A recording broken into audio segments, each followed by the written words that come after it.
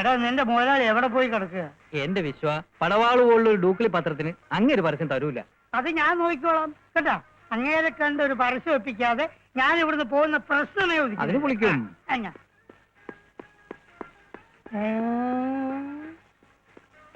ഇയാളെ ഞാൻ എവിടെയോ കണ്ടിട്ടുണ്ടല്ലോ. ഞാനും കണ്ടിട്ടുണ്ടല്ലോ. എവിടെ വെച്ച്? കുറച്ചു മുമ്പ് അലക്സ് എന്ന ആളെ അന്വേഷിച്ച് റൂമിലേക്ക് പോയപ്പോ. അന്ന് അരവിന്ദാക്ഷൻ സാറിന്റെ വീട്ടിൽ വന്ന ഡിറ്റക്റ്റീവ്. സാർ സാർ 1 മണിക്കൂർ അല്ല 1 മിനിറ്റ്. ഇൻവെസ്റ്റിഗേഷൻ അറിഞ്ഞതാണല്ലേ? അറിയാം. ഇൻവെസ്റ്റിഗേഷൻ? എന്ത് ഇൻവെസ്റ്റിഗേഷൻ?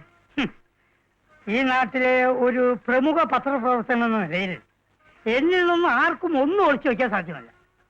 സാർ ഒരു പ്രൈവറ്റ് ഡിറ്റക്റ്റീവ് ആണെന്നും കസ്റ്റംസ് ഓഫീസർ അരവിന്ദാക്ഷൻ സാറിന് ചില രഹസ്യ വിവരങ്ങൾ കൈമാറുന്നുണ്ടെന്നും കേസ് പിടിക്കാൻ സഹായിക്കുന്നുണ്ടെന്നും അരവിന്ദാക്ഷൻ സാർ എന്നോട് പറഞ്ഞിട്ടുണ്ട്.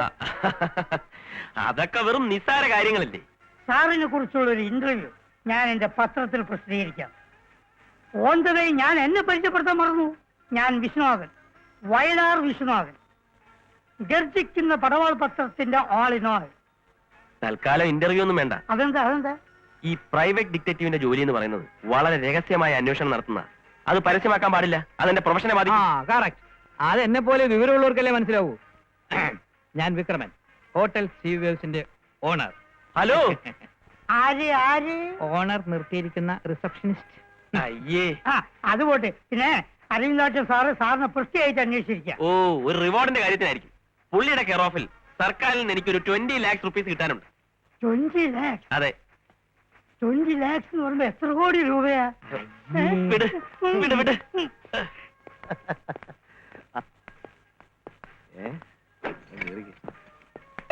ആരാ പോയ പാർട്ടി? എക്സ്പോർട്ടർ കറിയാച്ചൻ, കൈ ചൂണ്ടിക്കറിയാച്ചൻ, റൂം നമ്പർ 303. പടവാളുള്ള പത്രത്തിനൊന്നും ഇന്റർവ്യൂ വരൂല. കാണുന്ന പോലെയൊന്നും അല്ല. Decent party sir. പോടെ. അയാളുടെ കൂടെ പോയതാരാണ്? അയാളുടെ ഭാര്യ. ഭാര്യയോ? അയാളുടെ ഭാര്യ വെച്ചിട്ട് 10 വർഷമായി. ഇത് കേസ് വേറെയാണല്ലോ. What a sensation news. Hotel സീവേഴ്സിൽ വ്യവസായ പ്രമുഖനായ കൈചൂണ്ടിക്കറിയാച്ചന്റെ രതിലീലകൾ. നാളെ എന്റെ പത്രം 500 കോപ്പി എക്സ്ട്രാ ചിലവാകും. എന്റെ ജോലി ആയിരിക്കും. ജോലി തെറിക്കട്ടെ.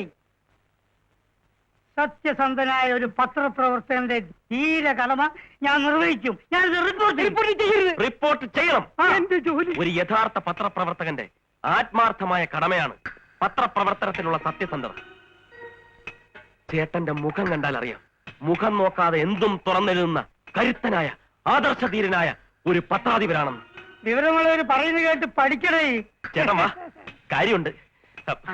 എല്ലാം വിശദമായിട്ട് പറയാം. എന്റെ ജോലി മുതലാളിയോട് പറഞ്ഞ് പരസ്യം ഞാൻ ശരിയാക്കി. ആദ്യം ഈ പരസ്യം ശരിയാവട്ടെ, എന്നിട്ട് മതി മറ്റേ പരസ്യം കേട്ടാ.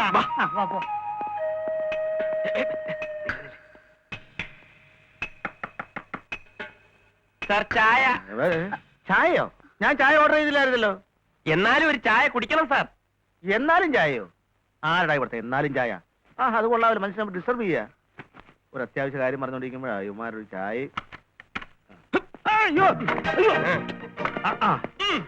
നീ എന്താ ഇവിടെ? കാര്യമുണ്ട്, പറയാം.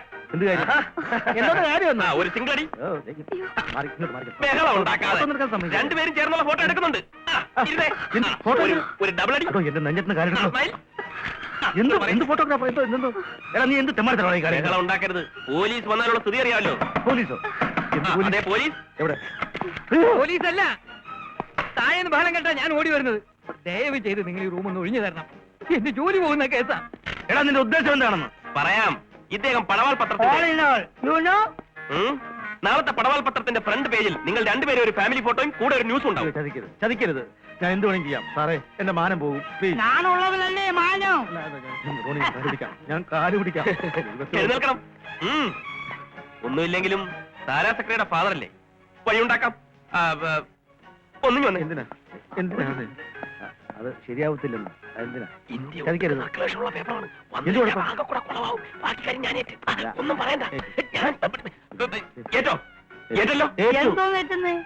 എന്ത് ചെയ്യും? ബാക്കി കാര്യം ഞാൻ പറയാം. ഇതിന്റെ സന്തോഷ സൂചകമായിട്ട് ഞാനൊരു ഗംഭീര പാർട്ടി തരും. അതെല്ലാം കൊള്ളാം. പക്ഷെ ഈ ഹോട്ടൽ വെച്ച് വേണ്ട, വേറെ ഏതെങ്കിലും നല്ല ഹോട്ടൽ വെച്ച് മതി. ഓക്കെ. ആരുടെയും മുഖം നോക്കാതെ എല്ലാം തുറന്നെഴുതുന്ന ഒരു പത്രപ്രവർത്തകനാണ് ഞാൻ.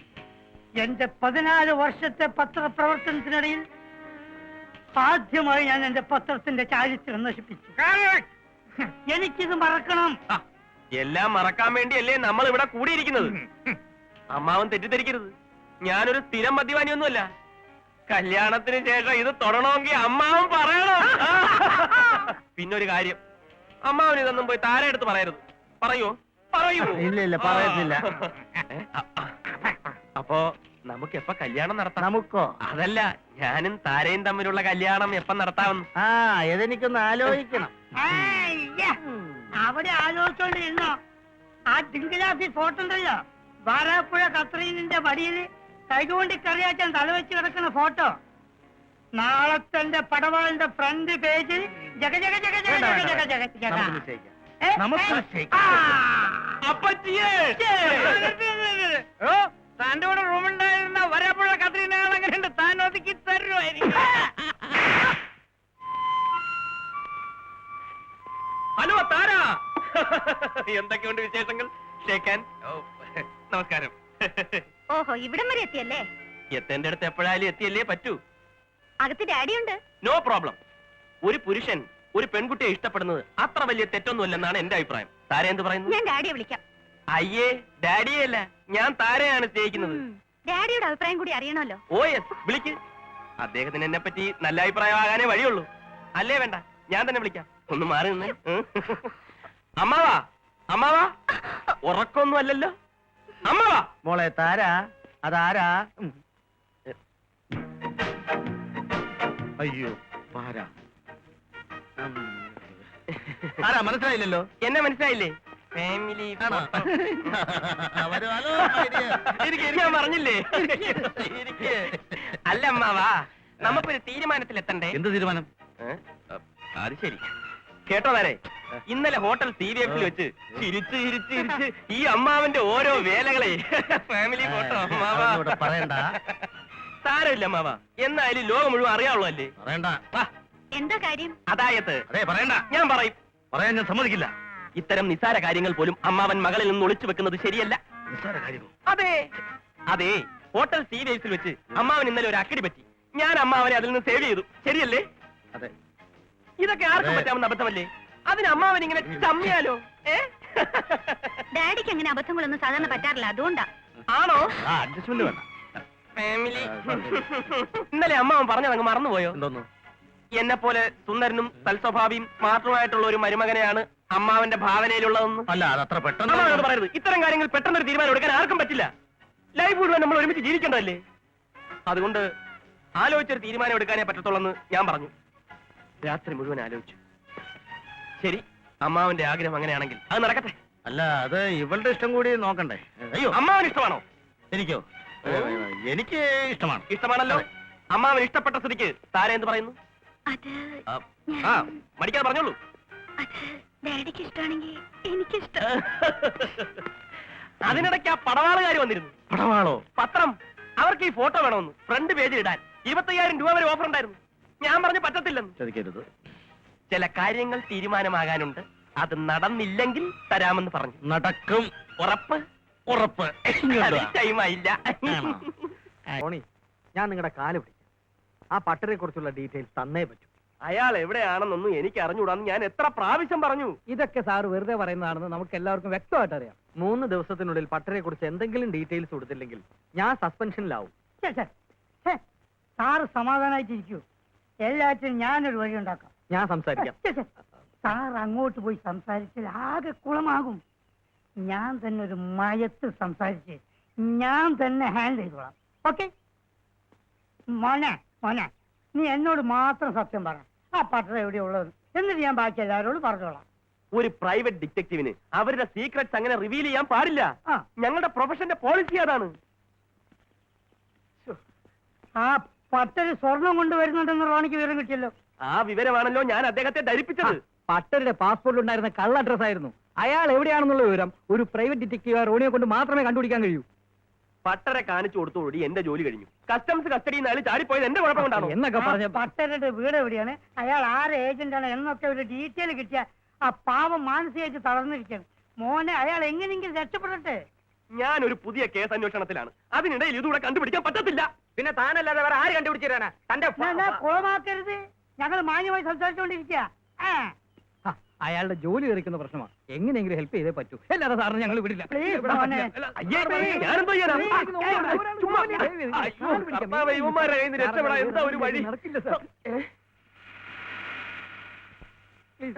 അവനൊരു പാട് ലുക്കുണ്ടല്ലേ. രക്ഷപ്പെടാൻ ഇത് എന്റെ വഴി. പറയാം. പട്ടരിപ്പ ആരുടെ കസ്റ്റഡിയിലുണ്ടെന്ന് മാത്രം പറയാം. ദോ, ആ കാണുന്ന 6-6 അടി പൊക്കമുള്ള ആ താടിക്കാരനില്ലേ, അയാളെ കസ്റ്റഡിയിലുണ്ട്.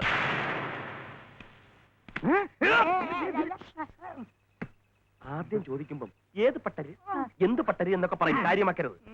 മുറുകെ പിടിച്ചാൽ മണി പോലെ രഹസ്യങ്ങൾ പുറത്തു വരും. മോനെ, മണി പോലെ ഞങ്ങൾ പറയിപ്പിക്കും. സത്ത്! ആളെ പിടികിട്ടി. Thank you. ആ താടിക്കാരൻ ആരാണാവോ? ഇനി എന്തൊക്കെ സംഭവിക്കും? ഇവിടെ നിന്നാൽ ശരിയാവില്ല. ചക്കിന് വെച്ചത് കൊക്കിന് കൊണ്ടെന്ന് പറഞ്ഞതുപോലെ നീ ആരെ കാണിച്ചു കൊടുത്തേ? അവിടെ നിന്ന് ഏതോ ഒരുത്തനെ ഒരു വില്ലന്റെ ലുക്കുണ്ട്, ഒരു അധോലോക എഫക്ട്. എന്നിട്ട് അവർ വിശ്വസിച്ചു? അവനെ കണ്ടാൽ ആരും വിശ്വസിക്കും. അവര് 3 പേരും കൂടെ അവന്റെ പുറകെ പോയി. ഉഴപ്പാവോളിയാ. അതിനു മുമ്പ് തടിയും കൊണ്ട് ഞാനിഞ്ഞു പോന്നില്ലേ. അവസാനം സത്യാവസ്ഥ അറിയുമ്പോ നമുക്ക് കിട്ടാനുള്ള 20 ലക്ഷം രൂപ പോവൂ. അത് അപ്പോഴല്ലേ. ആ ടൈമിന് അതനുസരിച്ചുള്ള നമ്പറുകൾ ഞാനിടും. ആ കാണുന്നതാണ്. പ്രൈവറ്റ് ഡിറ്റക്റ്റീവ് കാണിച്ചു തന്നെ ആ തടിയന്റെ കാറ് കിടക്കുന്നുണ്ടോ? ഈ ലോകത്ത് നിനക്ക് മാത്രമേ ഇത് ചെയ്യാൻ പറ്റൂ. എന്ത്? ഇറങ്ങ്, ഞാൻ പറഞ്ഞു. എന്താ കാര്യം? ആ സാർ ഇവിടെ നിന്നോളൂ, ഇത് ഞാൻ ഹാൻഡിൽ ചെയ്യാം.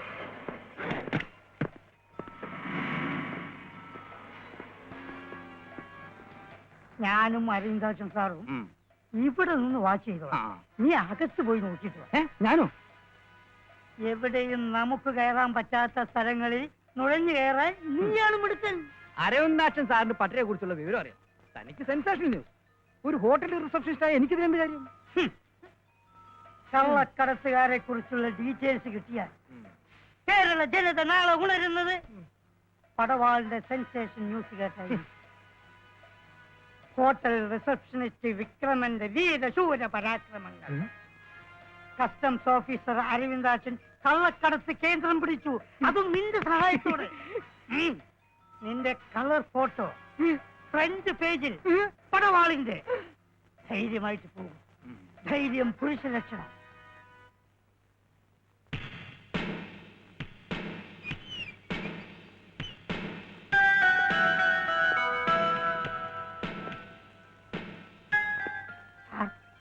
അവൻ അകത്ത് കടന്നിരിക്കുന്നു. ഞാൻ കണ്ടു. ഇല്ലേ? ഓക്കെ.